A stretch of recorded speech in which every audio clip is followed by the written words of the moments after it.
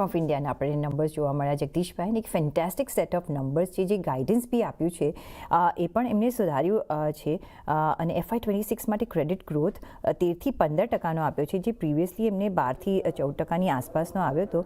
અને સાથે જ જો નિમ્સની જો વાત કરીએ તો એક અહીંયા 3% આસપાસ રહેવાની એમને વાત પણ કરી છે. પણ કઈ રીતના તમે જોશો SBI એક ફેન્ટાસ્ટિક સેટ ઓફ નંબર્સ? આ કાઉન્ટર એવો રહ્યો છે કે ઓલવેઝ 52 વીક્સ હાઈ પર આપણે ટ્રેડ થતા જોયો છે. બ્રોકરેજ હાઉસીસ તરફથી પણ જે અહીંયા આપણે એક નંબર્સ આવતા જોવા મળી રહ્યા છે, બધાએ બાય આઉટ પરફોર્મ ના એક ટાર્ગેટ્સ આપ્યા છે. કઈ રીતના જોવાનું સ્ટેટ બેંક ઓફ ઇન્ડિયાને, કઈ રીતના કામ કરશું? પૃથ્વીબેન, એક તમે જુઓ SBIના જે રિઝલ્ટ આવ્યા છે એ આમ તમે નેટ પ્રોફિટ તો ક્વોન્ટમ જમ્પ છે, લગભગ 16,891 કરોડનું, 84.2 year to year growth. Operating profit તમે જુઓ Q3 25 નો તો grew by about 15.81%. Year on year તમે કહો 23,551 કરોડ.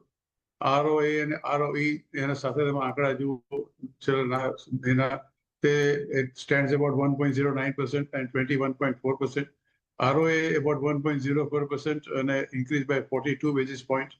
નેટ ઇન્ટરેસ્ટ ઇન્કમમાં તમે જુઓ તો લગભગ 4.09 અને આખી બેલેન્સ શીટમાં તમે જુઓ એનો ક્રેડિટ ગ્રોથ છે 13.49% અને domestic advances have been grown by about 14.6% અને gross advances cross almost 40 lakh crores અને ફોરેન એફએસીસ એડવાન્સ જે છે which is also another important is about 10.35%. SME advances પણ એ લોકોના લગભગ 19% જેટલા વધ્યા છે. અને એસેટ ક્વોલિટી તમે જુઓ તો gross NPA ratio is about 2.07%, એ પણ લગભગ 35 બેઝિસ પોઈન્ટ અપ્રૂવ થયો છે. કેપિટલ એડિક્વસી રેશિયો તમે જુઓ તો ઇટ ઇઝ ઓલ્સો એટ 13.03%. અને તમે જુઓ કમ્પ્લીટલી કંપનીનો જે એનો ઓલ્ટરનેટ જે લોકોની ચેનલ છે, જે SB એકાઉન્ટ રિક્વાયર્ડ જે ડિજિટલી જે યોનો કે છે, ઇઝ ઓલ્સો અબાઉટ 64%. એટલે મારું માનવું છે કે જે ઓલ થ્રુ આઉટ તમે જોશો એની આખી એનાલિસિસ તો રિઝલ્ટ્સ આર સો ગુડ, એટલે એના વિશે શું ખામી કાઢવી એ જ ખબર નથી. મને એવું લાગે છે કે I would convert this SBI into a private sector bank only, કારણ કે છેલ્લા અત્યારે નહીં, આના આગલા ક્વાર્ટરના પરિણામ તમે જોજો તો the bank has been doing extremely well. અને મારું માનવું છે કે જે રિઝલ્ટ આપ્યા છે બેંકે, ઇટ ઇઝ ફિનોમિનલી હાઈ. મને તો એવું લાગતું હતું કદાચ આજે ઉપરની સર્કિટ મારી દેશે, પણ all said and done I think bank has done extremely well. જેના પોર્ટફોલિયોમાં છે એને ચોક્કસ પોતાના પોર્ટફોલિયો જાળી રાખવો જોઈએ, અને જેની પાસે નથી તો at every correction they should accumulate this particular share. તો SBI યસ તમારા પોર્ટફોલિયોમાં હોવો જ જોઈએ. ઓફકોર્સ PSU બેંકનો કિંગ ગણાય છે, પણ હવે જે જગદીશભાઈ કર્યા છે કે હવે એને પ્રાઇવેટ બેંક તરીકે પણ આપણે ટ્રીટ કરી શકીએ. અને આ વખતના જે નંબર્સ છે, nothing to complain about it.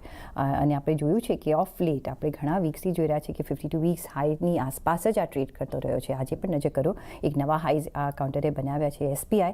Of course તમે નજરમાં રાખી શકો છો. પણ જો વૈશાલી, અત્યારના લેવલ પર ખરીદી પોસિબલ છે? I would not suggest અત્યારના નવી ખરીદી SBI ની ખાસ વાત કરો છો તો નો, I don't think so. કયા લેવલથી ખરીદી કરી શકાય, કયા ટાર્ગેટ્સ માટે? તો જેમની પાસે હોય જરૂર હોલ્ડ કરી શકે, because in all likelihood 1150 1180 to start with targets હજી મળી શકે, but stock is already in an overbought zone. So new recommendation નહીં કહીએ, બટ જેમની પાસે હોય જરૂર હજી હોલ્ડ કરી શકે. તો જેની પાસે છે એ જરૂરથી અહીંયા હોલ્ડ કરી શકે છે. નવી ખરીદી માટે આપણે થોડું વેટ એન્ડ વોચ પર કામકાજ કરીશું. 6.5% તેજી સાથે આજે આપણને કાઉન્ટર કામકાજ કરતો દેખાઈ રહ્યો છે. સાથે જ